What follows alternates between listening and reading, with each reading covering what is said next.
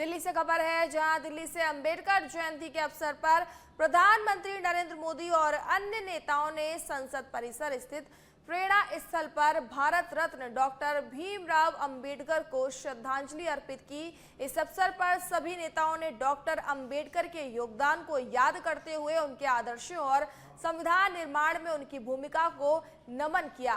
कार्यक्रम के दौरान प्रेरणा स्थल पर पुष्पांजलि अर्पित कर उन्हें श्रद्धांजलि भी दी गई।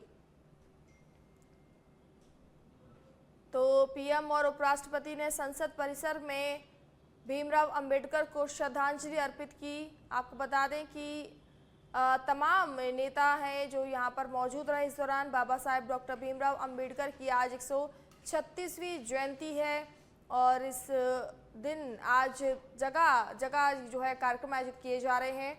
और आपको बता दें कि इसी कड़ी में दिल्ली में कार्यक्रम आयोजित किया गया था, जहां पर प्रधानमंत्री नरेंद्र मोदी पहुंचे, उपराष्ट्रपति भी पहुंचे और उन्होंने बाबा भीमराव अंबेडकर को श्रद्धांजलि अर्पित की।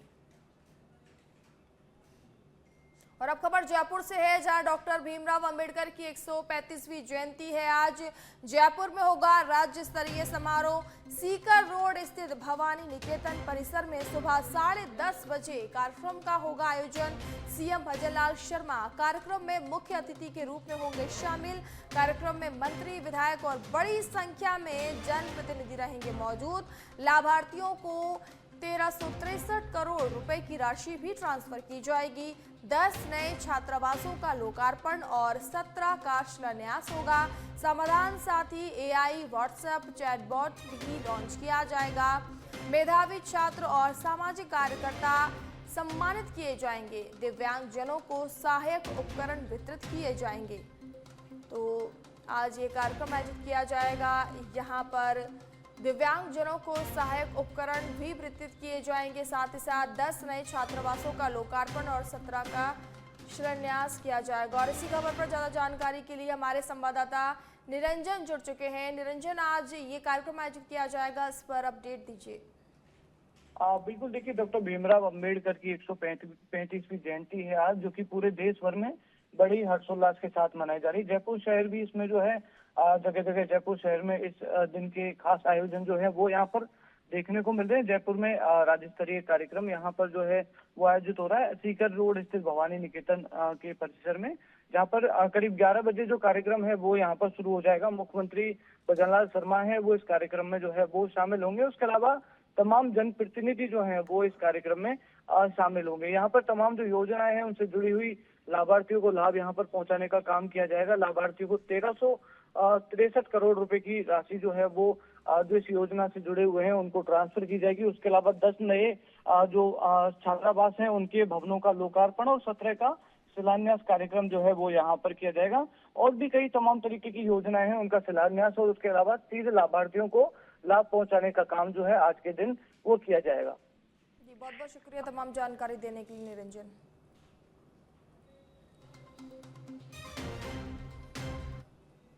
जयपुर से खबर है, जहां बिना साफ सफाई की सड़कों पर दौड़ रही हैं लो फ्लोर बसें। मेंटेनेंस के अभाव में रोज सड़कों पर ब्रेक डाउन हो जाती हैं बसें। सांगानेर डिपो में मेंटेनेंस करने वाली पारस कंपनी की गाड़ी बिना साफ सफाई के डिपो से निकाली जा रही है। आज डिपो से 17 गाड़ी बिना साफ सफाई के भेजी गई। रूट पर बसों में सफाई के नाम पर सिर्फ झाड़ू निकलती थी, अब ये झाड़ू भी हो गई है बंद। जबकि मेंटेनेंस का काम देख रही कंपनी को बसों की साफ सफाई और प्रॉपर मेंटेनेंस के लिए दी जा रही है भारी भरकम रकम। लेकिन हकीकत में ना तो इन बसों का मेंटेनेंस हो रहा है और ना ही इनकी साफ सफाई की जा रही है। तो बसों में साफ सफाई के नाम पर सिर्फ झाड़ू लगाई जाती थी, जो कि उसे भी अब बंद कर दिया गया है। तो मेंटेनेंस के नाम पर कंपनी मोटी रकम वसूल रही है। बावजूद उसके फिर भी जो बसों का मेंटेनेंस नहीं किया जा रहा है, बसों की साफ सफाई नहीं की जा रही है और बिना इसके जो है बसें दौड़ाई जा रही हैं। तो बिना साफ सफाई की सड़कों पर दौड़ रही हैं लो फ्लोर बसें। तो मेंटेनेंस के अभाव में रोज बसें दौड़ रही हैं।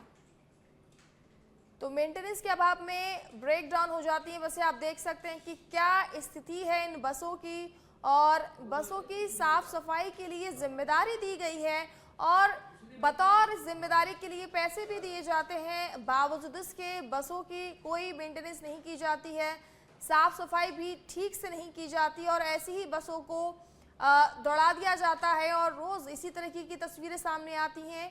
और आज फिर से ऐसी ही तस्वीर सामने आई है तो 17 गाड़ी बिना साफ सफाई के सड़कों पर दौड़ाई जा रही हैं। तो लो फ्लोर बसों का ये हम आपको मामला बता रहे हैं, जहां मेंटेनेंस के अभाव में ब्रेक डाउन हो जाते हैं इन बसों का, मेंटेनेंस नहीं की जाती है इन बसों में और गंदगी के साथ साथ तमाम चीज़ें इसमें देखने को मिलती हैं और बिना साफ सफाई के सड़कों पर ये बसें दौड़ रही हैं। पैसा वसूलने के बाद भी जो कंपनी है बसों को मेंटेन करने में नाकाम साबित होती नजर आ रही है।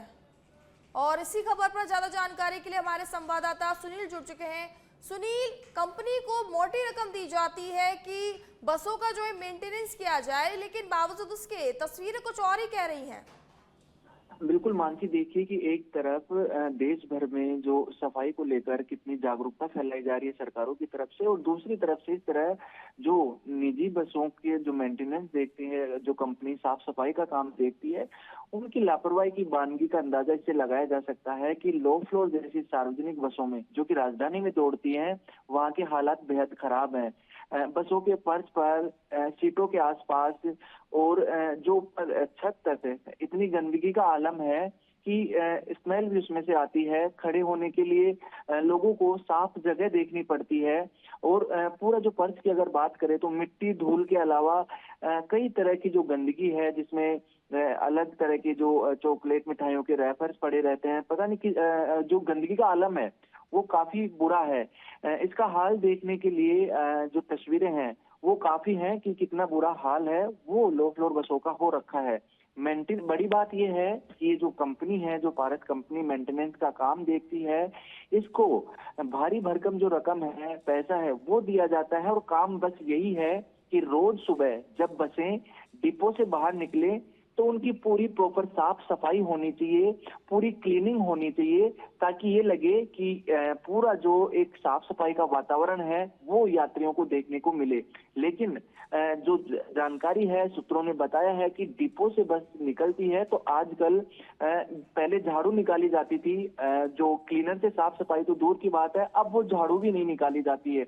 यानी ऐसे की ऐसी बसें हैं, मिट्टी चिपकी हुई है बसों के फर्श पर। तो ये लापरवाही है वो साफ तौर पर है। इस पर लो फ्लोर और जेसीटीएसएल जो इस पूरा शहरी परिवहन को, लो फ्लोर बसों को देखता है, जो प्रबंधन जेसीटीएसएल, उसको संज्ञान लेना चाहिए और ऐसी कंपनी पर कठोर कार्रवाई करनी चाहिए और सफाई है उसको सुनिश्चित करवाना चाहिए, ताकि जो लोगों को किसी तरह की जो गंदगी है इससे परेशानी का सामना ना करना पड़े। मानसिक बिल्कुल बिल्कुल, इस पर काम करना चाहिए। जब पैसे दिए जाते हैं इसके बाद भी साफ सफाई और मेंटेनेंस पर ध्यान नहीं दिया जाता है। बहुत बहुत धन्यवाद सुनील तमाम जानकारी देने के लिए।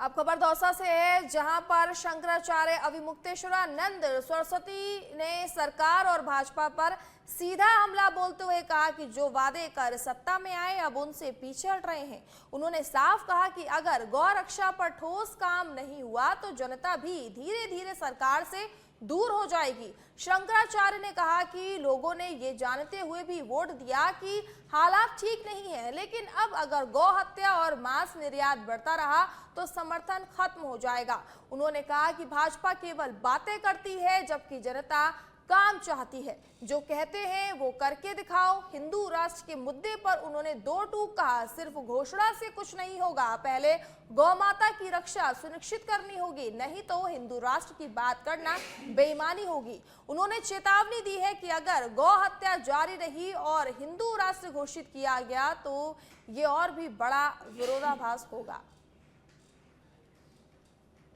तो दो टूक जवाब दिया है।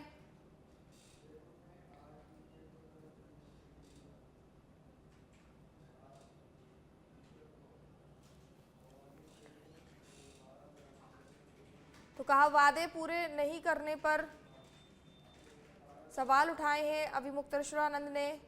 तो कहा वादे पूरे नहीं हुए तो जनता सरकार से सीधे अब दूर हो जाएगी। वादा किया था, अगर उससे दूर जाती है तो स्वाभाविक है कि वो हमसे भी दूर चली जाएगी। जैसे हम लोगों ने उनको वोट दिया, अब ये बात जान लेने के बाद कि इनके द्वारा गौ हत्या बढ़ाई जा रही है, हम क्यों उनको वोट देंगे। तो धीरे धीरे जिन लोगों ने उनको वोट दिया था, जिसके कारण वो सत्ता में आए थे, अब उनसे सटक जाएंगे। भाजपा भी गौ रक्षा की बात करती है और आप भी इसके लिए प्रयासरत है। ऐसा क्या मुद्दा है जिसकी वजह से आपके बीच में टकराव चल रहा है? बात यह है कि वो लोग केवल बात करते हैं और हम काम चाहते हैं। हम केवल बात करना नहीं चाहते, हम चाहते हैं कि जो आप कहते हैं उसको करके दिखाओ। तो वो करके दिखाना नहीं चाहते हैं। बातें तो हमसे भी अच्छी करते हैं वो, लेकिन करके दिखाने में हमसे पीछे हो जा रहे हैं। तो इसीलिए हमारा और उनका टकराव है। गौ माता दोनों बातें गौ भक्त की दोनों की हैं, लेकिन हम करना भी चाहते हैं जो कहा। अलवर जिले के राजगढ़ थाना क्षेत्र के पिनान स्थित दिल्ली मुंबई एक्सप्रेसवे पर चैनल नंबर 100 इंटरचेंज पुलिया के पास एक भीषण सड़क हादसा हो गया। इंदौर से दिल्ली जा रही एक ट्रैवलर बस आगे चल रहे केमिकल से भरे ट्रक से जा टकराई। टक्कर इतनी जबरदस्त थी कि बस में सवार करीब 30 यात्री घायल हो गए। इस दर्दनाक हादसे में बस चालक समेत एक बालक और एक महिला की मौके पर ही मौत हो गई, जिससे क्षेत्र में शोक की लहर फैल गई है।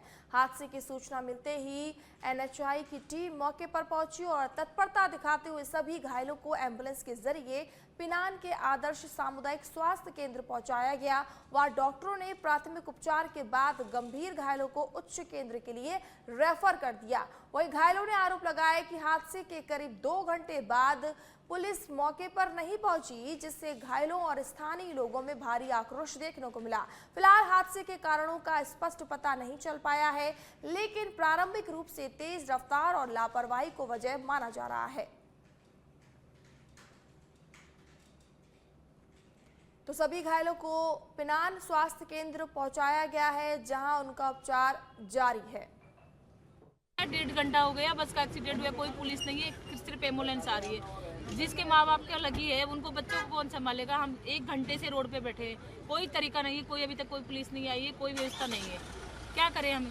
ये कौन सी सरकार है आपकी? यहाँ पे क्या करें? अभी ये छोटे छोटे बच्चे, इनको कहाँ लेके जाएंगे? अभी हम पुलिस को आना जरूरी है ना। 1.5 घंटे में तो पता नहीं क्या हो जाता है। अभी तो कोई व्यवस्था नहीं है। आप उज्जैन से? 9:10 पे बस चली थी जी। और हम 10 मिनट वेट करवाया था बस वालों को, भाग के बस पकड़ी थी हमने। मेरी मम्मी को मुंह पे थोड़ा चोट आया है और ये हमारा पड़ोसी है, मेरा भाई है, उसको घुटने में चोट आई है। मेरा भतीजा, उसको कमर में चोट आई है। और ये है, इसकी मम्मी को बहुत ज़्यादा चोट आई है, हॉस्पिटल पहुँचा दिया। ये बच्चे मेरे साथ। ये हादसा हुआ था उस टाइम आपको पता है क्या? नहीं पता भैया, हम नींद में थे, अचानक से बहुत तेज आवाज़ आई और सब मेरी मम्मी जोर से रोने लगी। तभी हम उठ के देखे तो कार वगैरह सब टूटे हुए। आप रहने वाले कहाँ के हैं? हम राजस्थान के हैं, बिहाड़ी में रहते हैं। मैं मेरे भाई के घर पे आई हूँ। सर ड्राइवर नींद में था, मैं बोल के 20 मिनट पहले उससे भाई साइड में लगा ले, लेकिन ठोक दी। किस चीज़ में ठोकी? ड्रम लगा रखे, तुम ड्रम में ठोकी है। ड्रम लगा रखे थे? रोड पहले कोई साइडों गाड़ी का शायद एक्सीडेंट होगा, ड्रम थे उनमें की वजह से मैं ठोकी।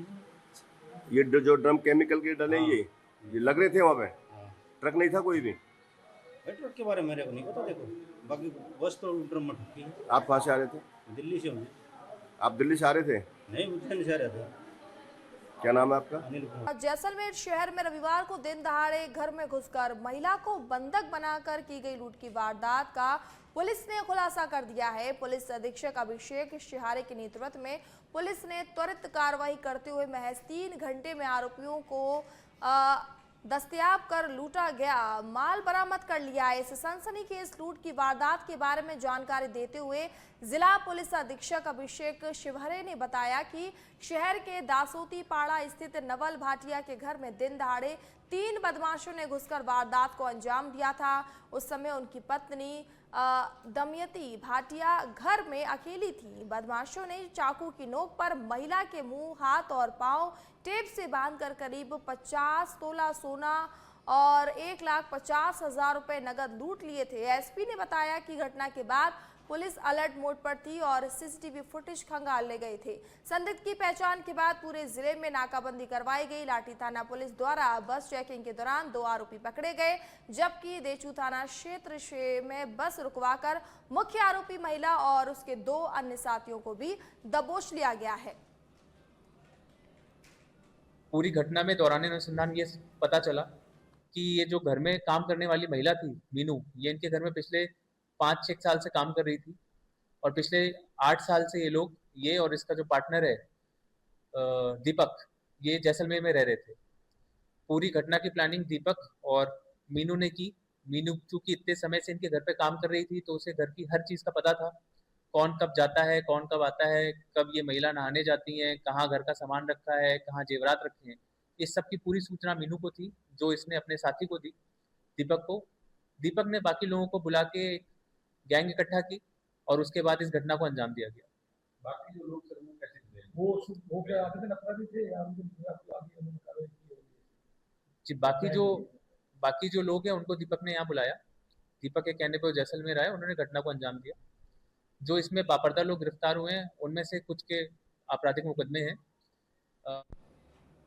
खाजूवाला से खबर है जहां नशे का साइड इफेक्ट, शराब के नशे में बाइक सवार की बाइक हुई अनियंत्रित। बाइक अनियंत्रित होने से युवक की हुई मौत।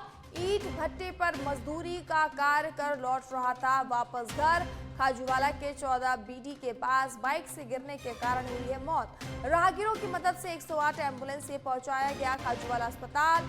चिकित्सकों ने किया मृत घोषित।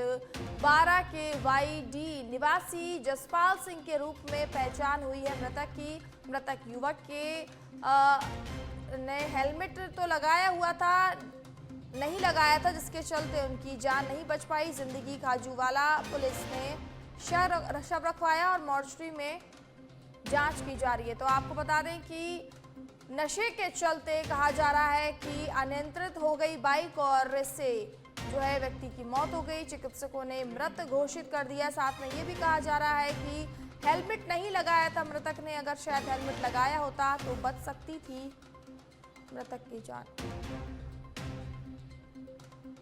तो मृतक युवक ने अगर हेलमेट लगाया होता तो जिंदगी बच सकती थी।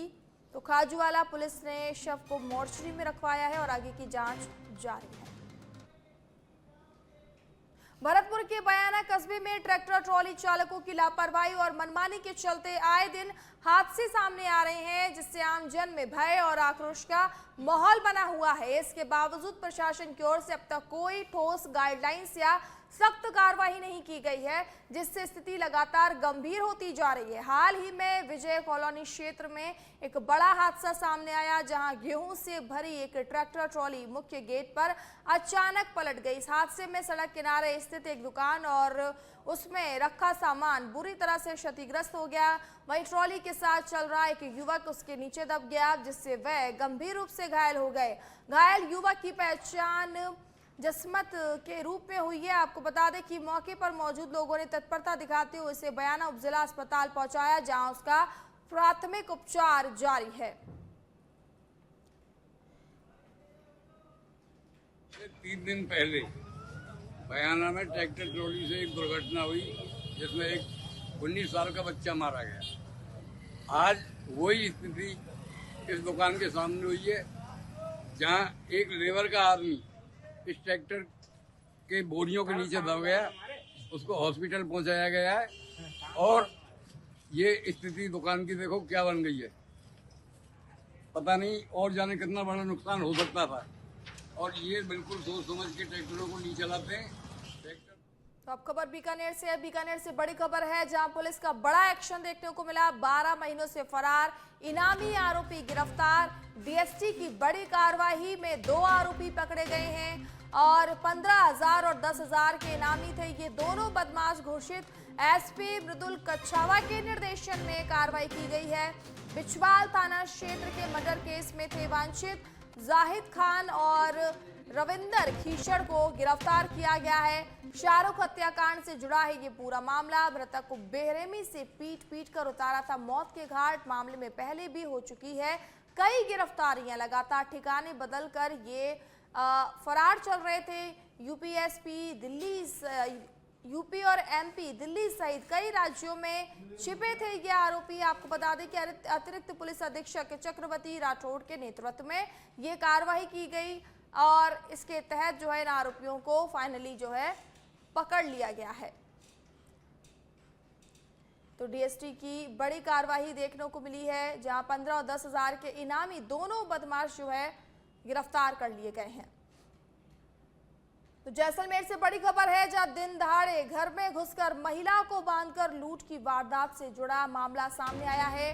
पुलिस ने गिरफ्तार 4 आरोपियों को अतिरिक्त सिविल न्यायाधीश के समक्ष पेश किया है। गिरफ्तारी के 24 घंटे पूर्ण होने से पूर्व आरोपियों को एजेएम के सामने किया गया पेश। बीती रात एजेएम सौभाग्य सिंह चारण के निवास पर किया पेश। एजेएम ने 3 आरोपियों को जेसी और 1 आरोपी को पीसी रिमांड पर भेजा गया। आपको बता दें कि गत रविवार को शहर के दासूती पाड़ा स्थित नवल भाटिया के घर हुई थी वारदात। आरोपियों ने उनकी पत्नी दमयंती भाटिया को चाकू की नोक पर टेप से बांधकर की थी लूट। इस वारदात की साजिश में 6 वर्ष से कार्यरत नौकरानी मीनू और उसके बॉयफ्रेंड दीपक राज सिकराय क्षेत्र के सिकंदरा कस्बे में कृषि विभाग की टीम ने खाद बीज की दुकानों पर अचानक छापा मारकर निरीक्षण किया है। इस दौरान यूरिया उर्वरक के स्टॉक की गहन जांच की गई और रिकॉर्ड का मिलान किया गया। कार्यवाही अतिरिक्त निदेशक कृषि खंड जयपुर राकेश कुमार अटल के नेतृत्व में की गई। जांच के दौरान कई दुकानों पर अनियमितताएं सामने आई, जिस पर विभाग ने सख्त रुख अपनाते हुए 4 खाद विक्रेताओं को मौके पर ही कारण बताओ नोटिस जारी कर दिया है। टीम ने दुकानदारों को चेतावनी दी कि खाद बीज की बिक्री निर्धारित नियमों के अनुसार ही करें और स्टॉक व बिक्री का पूरा रिकॉर्ड अपडेट रखें। किसी भी प्रकार की लापरवाही पाए जाने पर लाइसेंस निरस्त करने जैसी कार्रवाई भी की जा सकती है। अचानक हुई इस कार्रवाई से क्षेत्र के खाद बीज विक्रेताओं में हड़कंप मच गया और कई दुकानदार अपनी व्यवस्थाओं को दुरुस्त करते नजर आए। इस दौरान सहायक निदेशक कृषि दौसा अशोक कुमार मीना सहित अन्य अधिकारी भी मौजूद रहे।